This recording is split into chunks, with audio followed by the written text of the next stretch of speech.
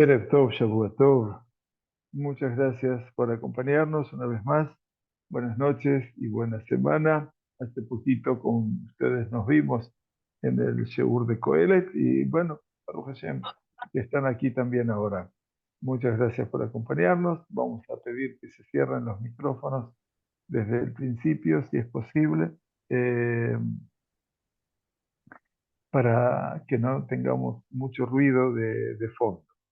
Muy bien, decíamos entonces que transcurre una semana muy particular en el seno de Am Israel, ya que esta semana nos va a llevar a un Shabbat que hay una mitzvah de Oraitá cumplir, hay una mitzvah de la Sagrada Torah que cumplir, y entonces lo fundamental pasa por Zahor et Asher Asá Lecha Amalek, por una mitzvah positiva, ante todo, de recordar lo que hizo Amalek en nuestro camino a la salida de Mitzrayim, a la salida de la libertad, a la salida de la redención. Y por eso, la segunda mitzvah positiva que vamos a mencionar este Shabbat es Timje es Zecher Amalek Tachat Hashamayim, borrar el recuerdo de Amalek de debajo de los cielos. Y la tercera mitzvah, que en este caso sería una negativa, lo ishkach, no lo olvides. Todo esto es un componente muy serio, muy severo respecto a la magnitud de este Shabbat Kodesh, en el cual por primera vez en el año vamos a leer un párrafo que pertenece al Humash de Barim, Perashat Kitetzela Milchama Aloyeveja, justamente la Perashat que habla cuando salgas a la guerra contra tu enemigo. Y en este caso, obviamente, ese enemigo está encarnado en el final de la Perashá en Amalek y todo lo que representó su presencia a través de la historia. Este Shabbat Kodesh es la víspera de Purim, un Shabbat muy particular que nos va a encontrar cuando termine el Shabbat Kodesh ingresando en otro tiempo fundamental que es Hag Apurim, que es una fiesta que si bien pertenece al mundo de los sabios, es una fiesta que está pletórica de mitzvot. Así que tengamos el mérito de poder cumplir cada una y una de las mitzvot de Purim y que verdaderamente se cumplan las palabras de la Megilá, la Yehudim Haitá Orá Besimcha Besasón Vikar. Para los judíos hubo Orá Besimcha, luz y alegría, sazón, regocijo, Vikar y dignidad.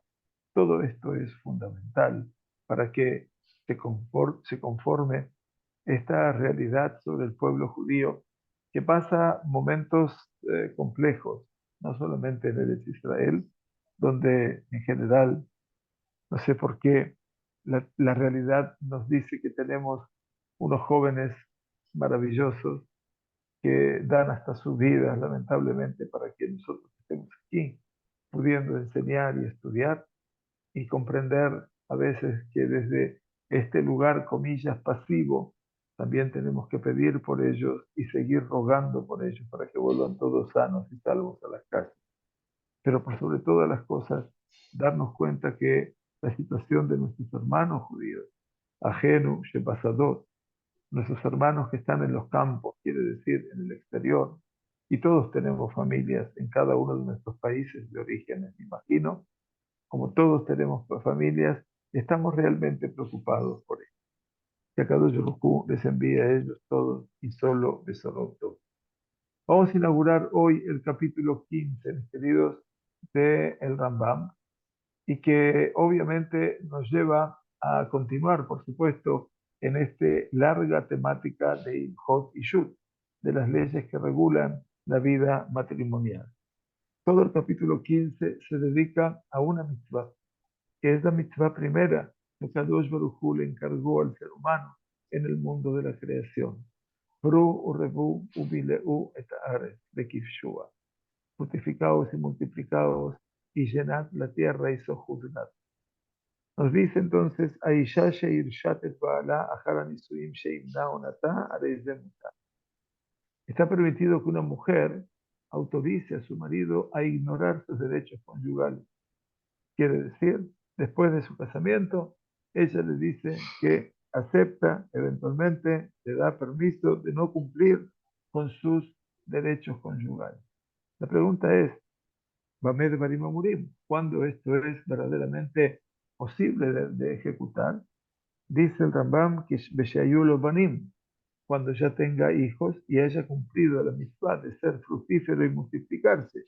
O sea, la mitzvah de Piriá Berribiá significa no solamente tener relaciones conyugales, sino también tener hijos. Ahora bien, sin embargo, dice Rambam, si no ha cumplido la mitzvah de ser fructífero y multiplicarse, la mitzvah de Piriá Berribiá, está obligado a mantener relaciones sexuales, Hayab Libol Bechol Onah. Quiere decir siempre que sus deberes conyugales lo requieran. Eso se llama ona, como sabemos, la mitzvah de la Torah, hasta que engendre hijos. H-I-U-L-O banim.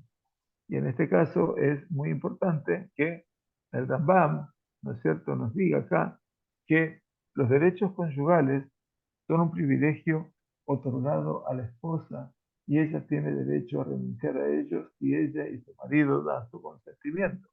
Por el contrario, tener hijos es uno de los mandamientos de la Torá y una mujer no puede impedir que su marido cumpla con su obligación. Así lo dice la Gemara de Yevamot.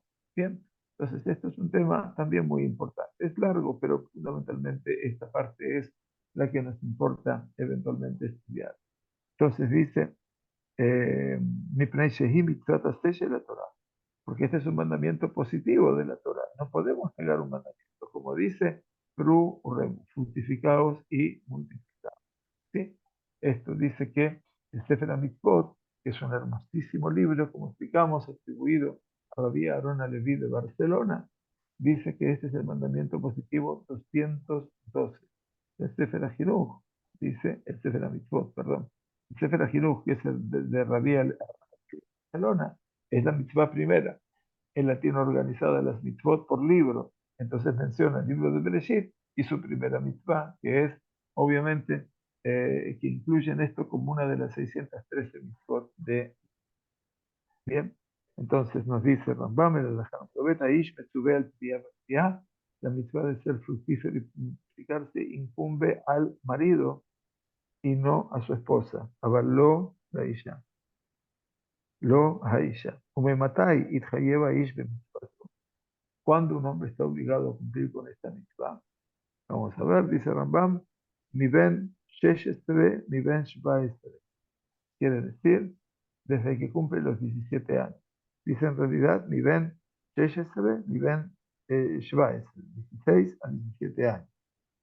Entonces dice, si llega a los 20 años, que van Abru, Esrim Shana Belona Saisha, y no se ha casado, Areize Ober Umebatel Mitzvah Taseh.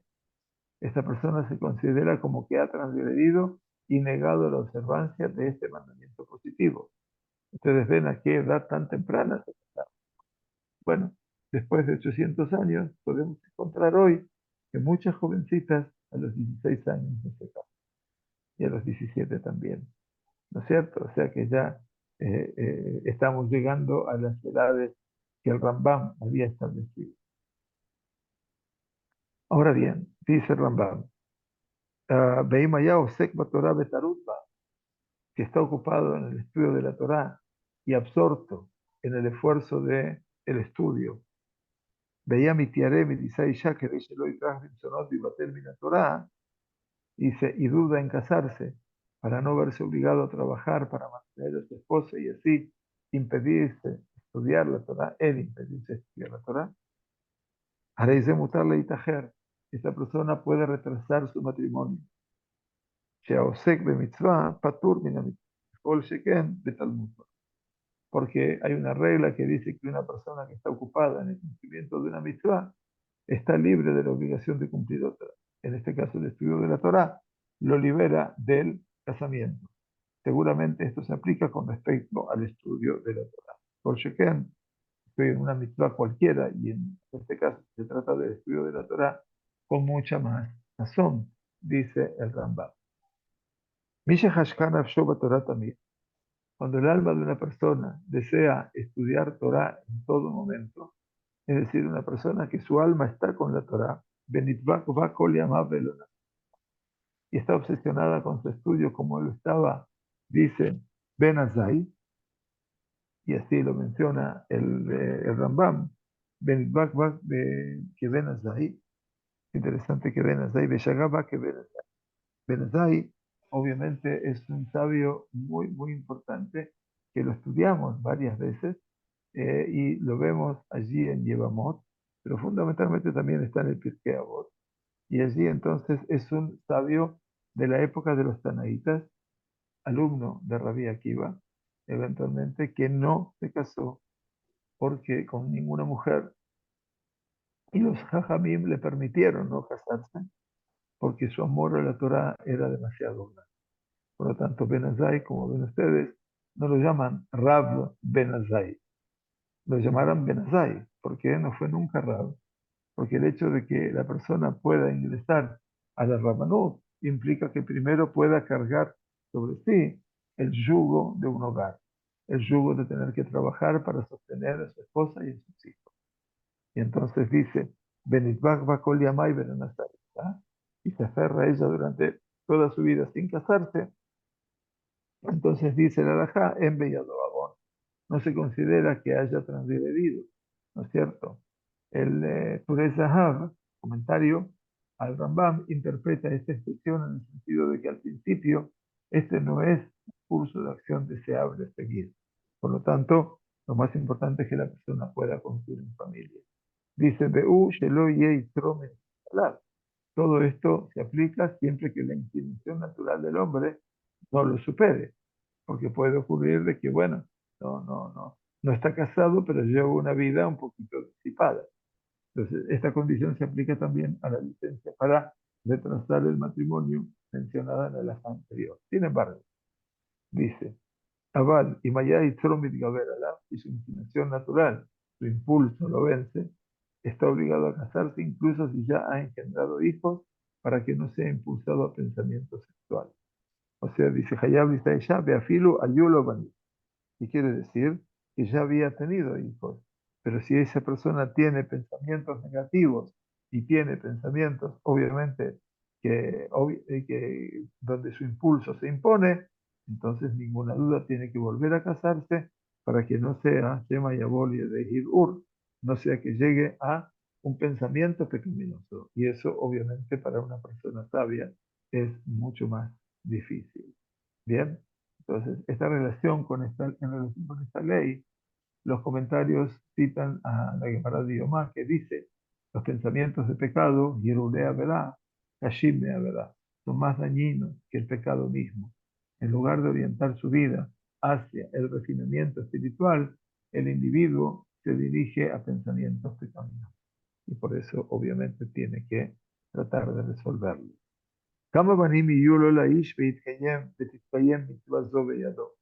¿Cuántos hijos es necesario que un hombre haya engendrado para que se considere que ha cumplido con esta mitzvah? Zahar o Nekevá. Quiere decir que se cumple la mitzvah teniendo un niño varón y una niña. Eso sería lo básico. ¿Está bien? Pero si tiene solo varios hijos, solo varias hijas, no se considera que haya cumplido la mitzvah. Puede tener 4 hijos o 4 hijas separados, ¿no?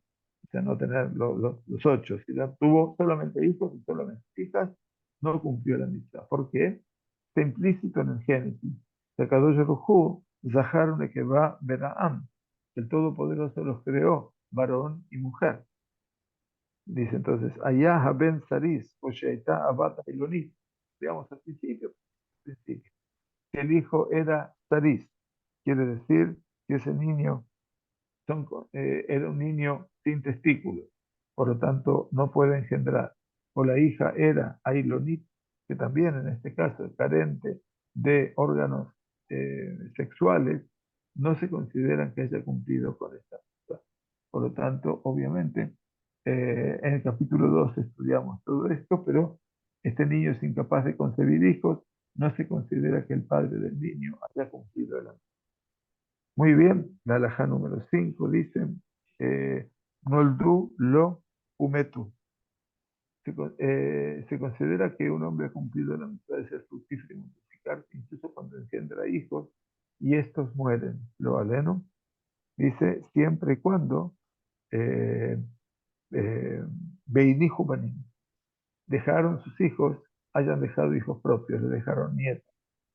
Y entonces, ¿qué significa? En este caso, Areise Kiem Mitzvat Bnei Banim Areiem, porque los nietos se consideran como hijos. Maravillosa idea, eventualmente que nunca pase. Bamé de Barim Aburim, cuando se aplica todo esto, dice Rambam, que Sheayu Bnei Abanim Zahar Eva, cuando los nietos de las personas sean varones y mujeres, sería la tendencia, y desciendan de un varón y de una mujer. Beayu Baim, Mizahar u Nekeva. Baim, Mizahar u Nekeva. Que provengan de varón y de mujer. Esto también es importante, ¿no? ¿Qué significa esto? Desciendan de un varón y de una mujer, aunque el nieto varón sea hijo de la hija del hombre y la nieta sea hija del hijo del hombre. O sea que en última instancia, aquí podemos ver que si incluso los nietos son dos hombres o dos mujeres, se considera que uno ha cumplido esta meta. El Eberael, Maran Yosef Karo, sin embargo, dice el Shulchan Aruch que cita la opinión del Rambam. Como provienen de dos de sus hijos, se considera que ha cumplido la mitzvah de ser fructífero y multiplicarse. Sin embargo, si tuvo un hijo y una hija, que ambos murieron, Dios no permita, y uno no dejó hijos, mientras que dejó un hijo y una hija, se consideran que el abuelo no ha cumplido esta mitzvah. Quiere decir, uno de ellos no dejó hijos, mientras que dejó un hijo y una hija, se considera que el abuelo no ha cumplido esta mitzvah. Adain lo kiem et a mitzvah.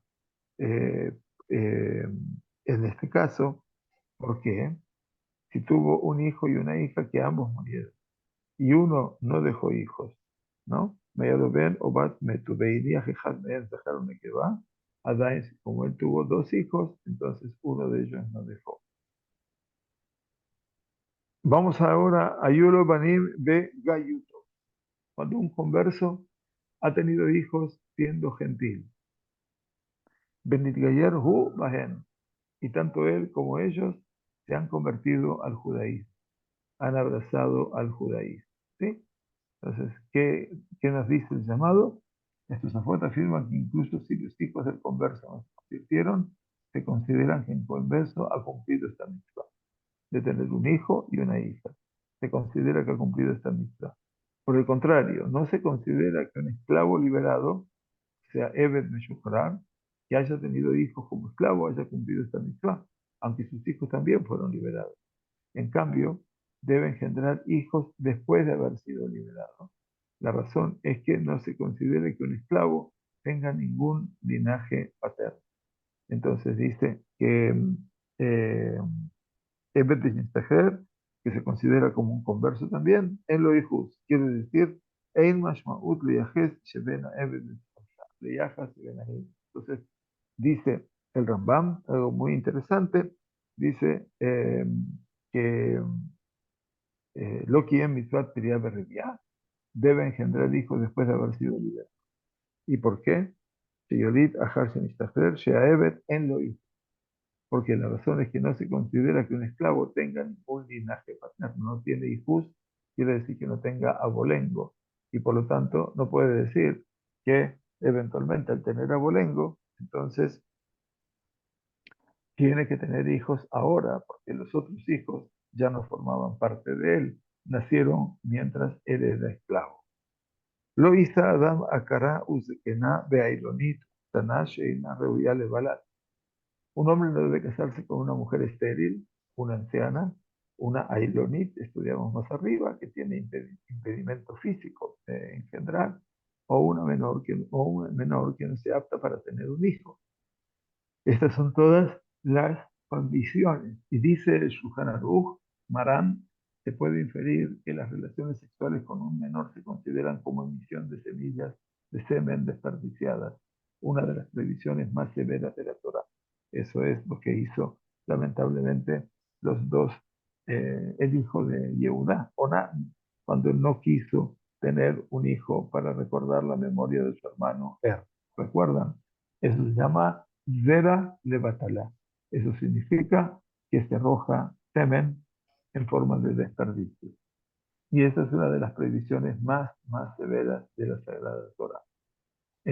Cuando hablamos del Ramá, eventualmente, y otras autoridades, difieren y explican que mientras las relaciones se lleven a cabo de manera ordinaria, tener relaciones con una menor o una ailonit no viola esta prohibición. El problema es que ninguna de las dos podrá generar, a menos que se haya cumplido la mitzvah de ser fructífero y multiplicarse.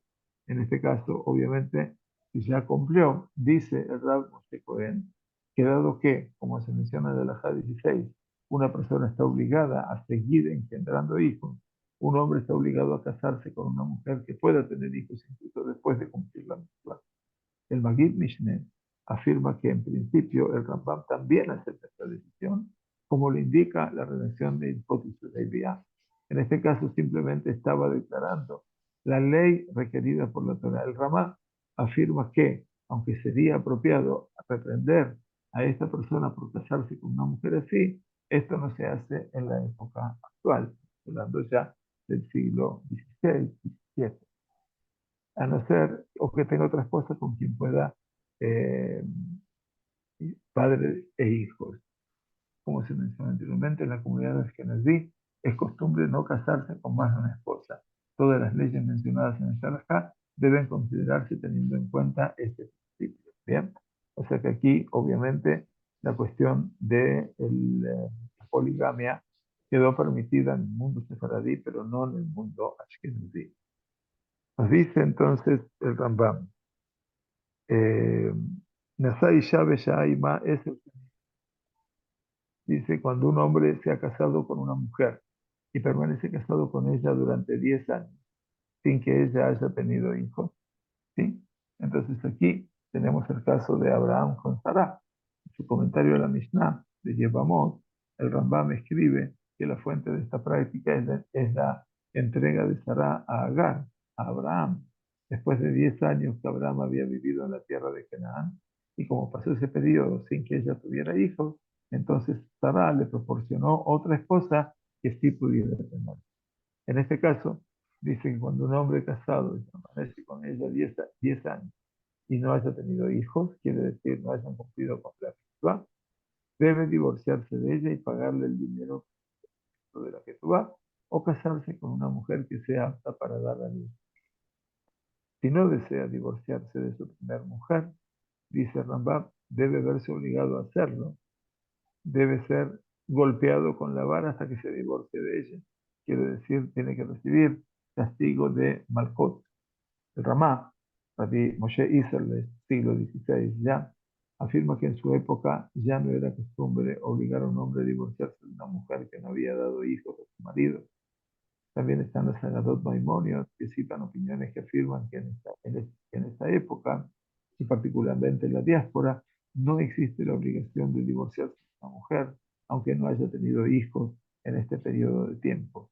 En la actualidad hay muchos rabinos que se han divorciado de sus esposas en tal situación, pero al menos un número igual de los que no lo han hecho. Cada persona tiene la prerrogativa de tomar su propia decisión sobre este. Y esto me parece muy simple y muy concreto. Ahora bien, si no desea divorciarse de ella, debe verse obligado a hacerlo. Debe ser golpeado, ya vimos que no. Incluso cuando dice no me casaré con, sino que viviremos juntos con testigos para que nunca estemos en privado, sin importar si es él o ella quien ofrece la propuesta, no es aceptada. Más bien, se le exige que se divorcie, Rambam se mantiene dentro de su esposa o se case con otra mujer que sea apta para tener hijos, ya que esto sería cumplir con la mitzvah y lo otro sería no cumplirla. Shahat es el shanim velo yalda.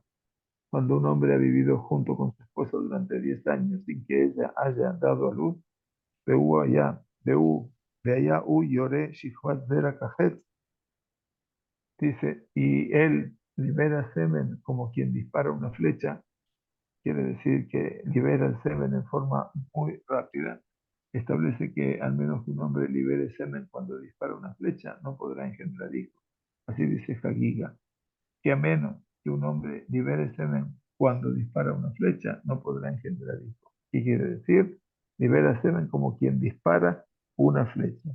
Chazera ni flat ni medu bekoa. quiere decir que el semen de la persona sale con fuerza.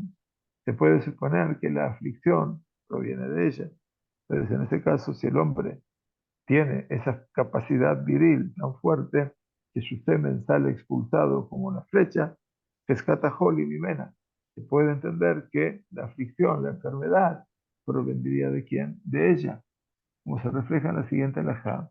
El Rambam sostiene que a menos que la esposa del hombre afirme explícitamente que él no libera semen cuando se dispara con una flecha, se supone que la aflicción es de la mujer, la aflicción de la enfermedad. Por lo tanto, ella no tiene derecho al requisito esencial de la Ketubá. Y aquí, uno de los críticos más fuertes del Rambam, que es Rabbi Abraham Ben David, Rabat, difiere y sostiene que para la responsabilidad recaiga sobre la mujer, ella debe haber estado casada anteriormente con otros dos hombres, y en ambos casos divorciarse después de 10 años por no haber tenido hijos. El Ramá acepta esta opinión del Rabá y dice que sí, que puede ser así. Por lo tanto, debe divorciarse de ella sin pagarle el requisito esencial de la Ketubá.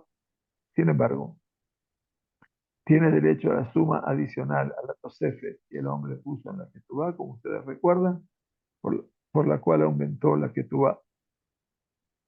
La razón es que tal mujer no debe ser juzgada más severamente que una Ailonit cuyo marido no reconoció su condición, a quien se le concede la cantidad adicional, como se explicará más adelante. Ahora bien, si el marido tiene un problema, básicamente, e no llore café, quiere decir, no libera semen como quien dispara una flecha, quiere decir con mucho impulso, con mucha fuerza, porque si no libera semen de esa manera, es muy difícil que los espermatozoides puedan llegar a destino eventualmente y que puedan, obviamente, fecundizar al óvulo. Entonces, si el marido no libera semen como quien dispara una flecha, se puede suponer que la aflicción proviene únicamente en él. Cuando se divorcie de ella, deberá pagarle la suma total que se le debe en virtud de la Ketubá, el requisito esencial y la suma adicional. Quiere decir lo que va de la Ketubá y la suma adicional. Uomer, mimena nimna avalat. Veyomeret mimeno nimna mi presheno yorekaje. Ahora tenemos una disputa con respecto a cuál de los cónyuges es cuya aflicción impide la pareja tener hijos. El marido afirma, es ella que no puede tener hijos. Y ella dice, es él que no puede concebir hijos porque no libera semen como quien dispara una flecha. Y en este caso, Hine Emenet, la palabra de ella es aceptada. Veyeshlo leaharim al mishetovenet davar sheina yodat o tobe badai. Dice, sin embargo, puede imponer una prohibición de ostracismo, hacer un jerem condicional contra cualquiera que haga una afirmación que no sabe definitivamente que es cierta. Claro, porque en última instancia, ¿quién le va a comprobar? Esto es una cuestión de cuarto adentro, no de cuarto afuera. No hay testigos aquí que vengan a decir. Sin embargo, puede imponer una prohibición de ostracismo, de jerem, contra cualquiera que haga una afirmación que no sabe definitivamente que es cierta. Después, él deberá pagar el dinero que se le debe en virtud de la Ketubá. Ahora bien, si es ahora que dice, Eini yodat imimenu imimeni, ella dice, no sé si la dificultad proviene de mí o de él, en la Ikar Ketubá, no tiene derecho al requisito esencial de la Ketubá, al pago principal, que hemos llamado, como dijimos. Ahora bien, ¿por qué? Ahmed, Mamón, Besjeskat Baalav, H. de Badai, no Yoreka. Entonces la razón, dice, es que el dinero debe permanecer en posesión de su dueño, del marido, hasta que ella haga un reclamo definitivo. El reclamo definitivo es el marido conserva la posesión del dinero que debe pagar a su esposa en virtud de su ketubá. Aunque nuestros sabios aceptaron su palabra cuando presentó su reclamo contra su marido, lo hicieron solo cuando este reclamo fue definitivo. Si tiene dudas, el dinero debe permanecer en de su propietario inmediato, de que él no libera semen como dispara una flecha. Y entonces la pregunta es, ¿Velama ine emenen? No, ¿por qué se acepta la palabra de la mujer cuando hace tal afirmación? Y Preshei Margeshe Tindiara Kajet, porque ella siente si él ha liberado su semen o no, como cuando dispara una flecha. Y por lo tanto, Be'u es no Margis. Y él no puede hacer tal distinción. fuerte, real, concreto. Y bueno, tenemos aquí obviamente todo un desarrollo realmente fantástico desde el punto de vista de lo lógico, ¿no? Para que entendamos de que todo esto, bueno, forma parte de las puertas para adentro. Todo eso forma parte real. La alajá número 10. Aisha se va a litboa ba'ala le'asha achar eser shanim mipnei fealdad. Cuando una mujer exige a su marido que se divorcie de ella después de 10 años de matrimonio porque no ha dado a luz, quiere decir ella no ha quedado embarazada, el Beit Yosef, que es Maran Yosef Karo, establece que mientras una mujer haya dado a luz a un hijo, ya sea un hijo o una hija, no tiene la prerrogativa de hacer tal reclamo. El Maaser Roquea explica que es un budista de la primera generación, de los últimos budistas, explica que esto se refiere a un caso en el que el hombre engendró hijos antes de casarse con esta mujer, pero luego su condición física se deterioró y según la afirmación de la mujer ya no puede liberar semen de una mujer normal. Si este no fuera el caso, se vería obligado a divorciarse y con la mitad de sus hijos. Sin embargo, dado que ya ha cumplido esta mitzvah, no está obligado a divorciarse de su esposa, por lo tanto es la mujer quien debe tomar la iniciativa. Y ella alega que él no libera semen como quien dispara una flecha, su petición es aceptada. Bien, ustedes ven aquí que el estatus de la mujer se mantiene, como se refleja entonces Barán en el Shulchan Aruch, Eben Ezer, que es el tratado que trata todo lo que es las relaciones maritales. Dice, otras autoridades enfatizan que la petición de la mujer debe hacerse únicamente por este motivo. Si el tribunal considera que ella desea el dinero o que se le debe en virtud de su ketubá o casarse con otro hombre, ¿no es cierto? Si el tribunal considera que ella desea el dinero que se le debe en virtud de su ketubá o de casarse con otro hombre, y su solicitud, por supuesto, no va a ser aceptada. Aunque no se le ordena cumplir con la mitzvah de ser fructífero y multiplicarse, necesita hijos que le ayuden en su vejez. Por lo tanto, debería verse obligado a divorciarse. Por último, dice el alajá número 10, Becofino tole otzibe y tenisar que tu bilbat. Se le exige entonces que le dé solo la parte principal de la Ketuá, que es Ikara Ketuá. No está obligado a darle el Tosefet, la cantidad adicional, porque no le prometió esa cantidad adicional, con la intención de que a ella lo dejara a su voluntad tomar ese dinero. Alaj Bishorá Betoch Eser Shanim. Un marido realiza un viaje de negocios extendido durante 10 años. Todo era posible en esa etapa. O ya Jolé, o el marido o la mujer estaban enfermos. O Shayu Habushim Bebeta Asadim, o estaban recluidos en prisión. Miren ustedes. Eino Lelaem Otosman Minaminya. El tiempo de la pareja que compartió juntos no se incluye en el cálculo de los 10 años. ¿Qué significa? Shulchan Aruch, dice Marán, y es caro, sigue el entendimiento de Rabbeinu Asher, el Rosh, gran liderazgo del judaísmo español, siglo XI, XII, quien interpreta que esta norma se aplica incluso cuando es posible o era posible que la pareja entablara relaciones matrimoniales durante las situaciones mencionadas. Quiere decir, todas las situaciones que se mencionaron podría ser. Es posible que así como su conducta despertó influencias espirituales negativas que resultaron en enfermedades o encarcelamiento, estas influencias negativas y no la condición física del hombre o la mujer les impidieron tener hijos. El comentario de Rambam sobre la Mishnah a Yevamot dice, no parece que comparta este entendimiento. Por lo tanto, dice, el tiempo de la pareja que compartió no se incluye en el cálculo de los 10 años. O sea que si estuvieron interrumpidos, por supuesto, entonces no se considera parte de los 10. Ahora bien, la situación de la alajá número 12 es y pila.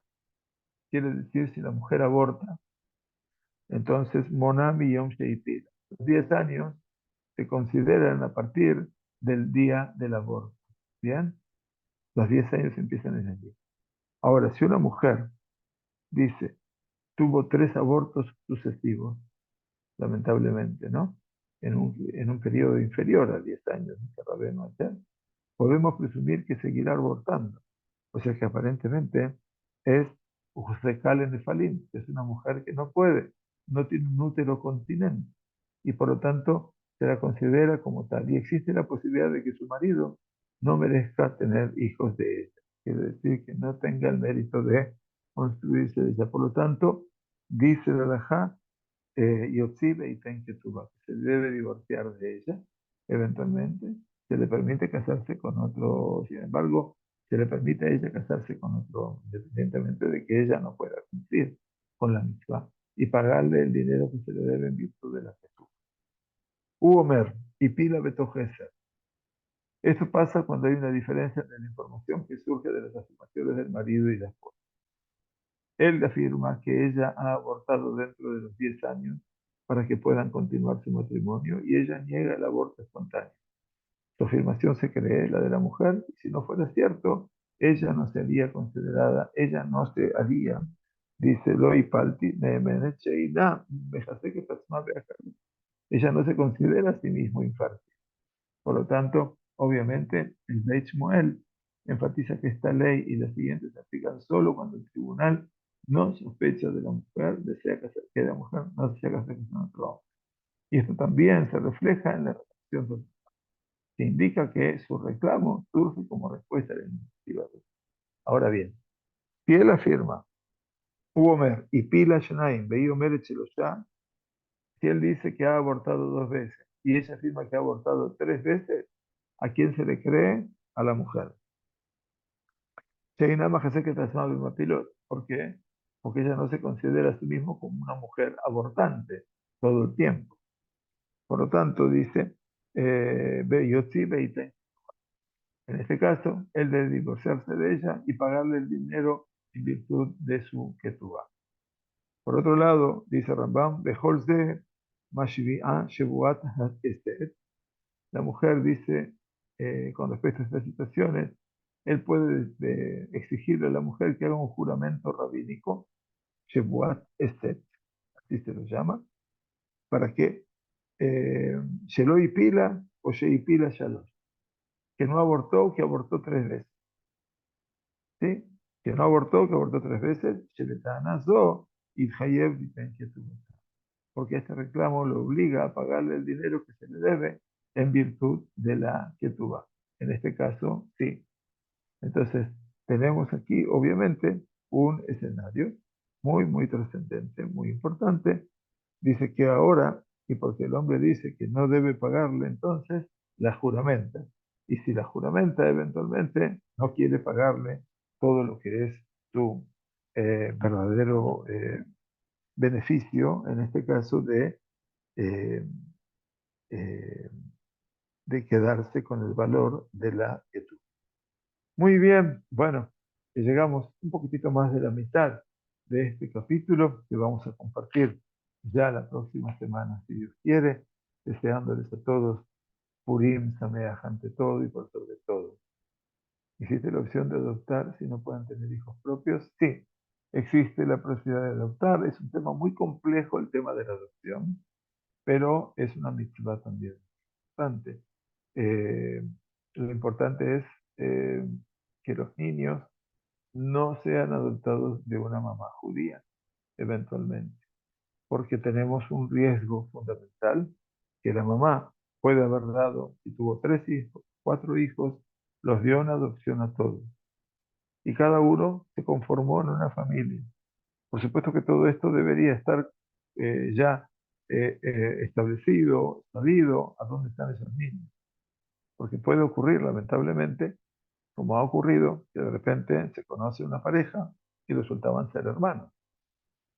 Entonces, todo el tema de la adopción, que es un tema fantástico y es también una mitzvah muy importante, tiene que hacerse en forma muy detallada, sabiendo muy bien de qué se trata, así como la inseminación in vitro o lo que fuese, todo tiene que hacerse de una manera sumamente detallada. Muy bien, muchas gracias por acompañarnos, que tengamos Shavua Tov, Purim Sameach, y gracias por estar con nosotros hasta esta hora. Hasta mañana, si Dios quiere, que tengamos Besorot Tovot y Shuvot. Gracias. Muchas gracias. Hak Purim Sameach. Los esperamos a todos los que quieran llegar el domingo a nuestro almuerzo comunitario, una experiencia maravillosa, donde va a haber juegos, obviamente, y también va a haber, bueno, un buen momento para pasar y un mago. En fin, trataremos de poner un poco de la alegría en todo este ámbito donde la alegría a veces parece huidiza o esquivadiza. Besrat Hashem, si Dios quiere. Un abrazo muy grande. Gracias, David. Hasta pronto.